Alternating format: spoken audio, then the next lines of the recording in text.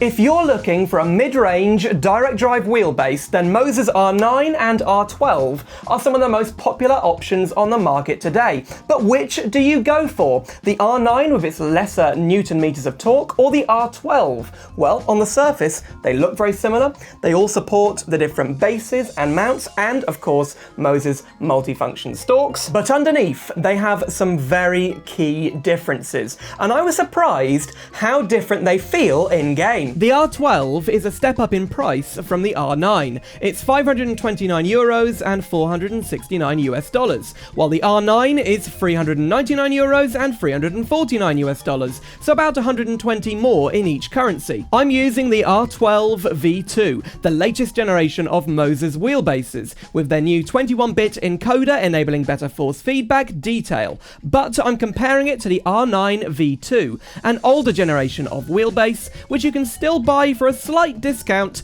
except in America. The same applies for the original R12. With that price difference in mind, does the increased torque of the R12 give good value for money? We'll be using Automobilista 2 to find out. It's a great game with amazing force feedback, perfect for comparing the wheelbases. Both wheelbases have MOZA's quick release system for MOZA wheel rims. They're very high quality feeling wheelbases with a substantial weight. You can plug in your pedals and other accessories directly into the back, like a USB hub. They also use MOZA's Pit House software, which lets you fine-tune your force feedback. With inbuilt presets, plus the brilliant community over at MOZA's Discord sharing their preferences, you can easily fine-tune things to your liking. I've used the R9 V2 for about 18 months. The step up from other wheels to direct drive is huge. The detail and the smoothness of the force feedback is instantly noticeable, and 9 Newton meters of torque packs a punch. You will start to sweat after long play sessions, and you really feel like those hardcore race cars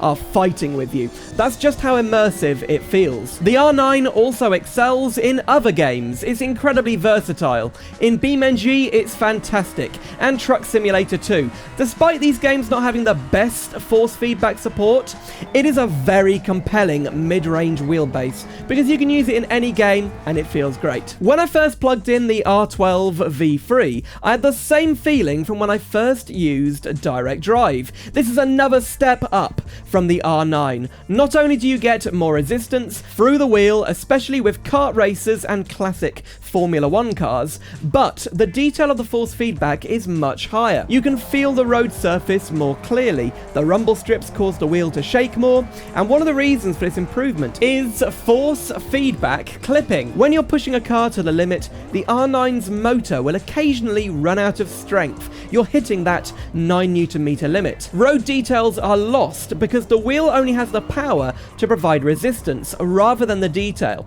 In Automobilista 2, you can see the clipping occurring as this telemetry bar on the right fills with red. That extra 3 Newton meters headroom on the R12 allows you to feel greater resistance, but the road texture still comes through. The R12 also feels smoother, with features from the higher-end MOZA wheelbases like a three-step skewed rotor design for the motor, minimizing vibration and allowing the wheel to operate quieter. Plus, the motor is wrapped in carbon fiber, improving thermal performance, so your wheel maintains its effectiveness on those really long play sessions. In BeamNG, though, the R12 has little benefit over the R9. BeamNG, Truck Simulator, and other non-sim racing games don't have good enough force feedback support to benefit high-torque wheels. No matter how much tweaking of the settings you do, the wheel feels much better in Automobilista 2 and Assetto Corsa. In summary, if you're thinking of a direct drive wheel mainly for sim racing,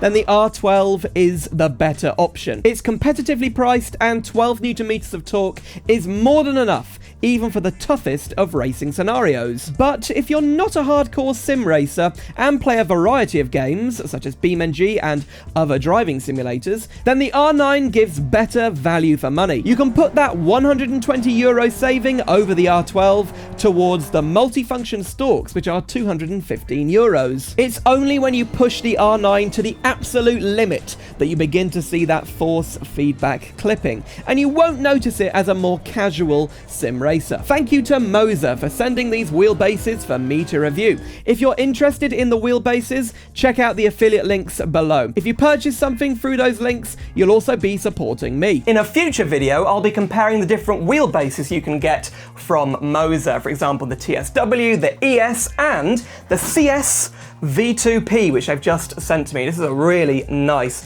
wheel rim, but which one is worth buying? Well, I'll be letting you know in the future. If you'd like to see more reviews of MOZA products, click the video top left for my multifunction stalks review, and bottom left for my MOZA SRP pedal review. Thanks for watching, and I'll see you soon for some more simulator adventures.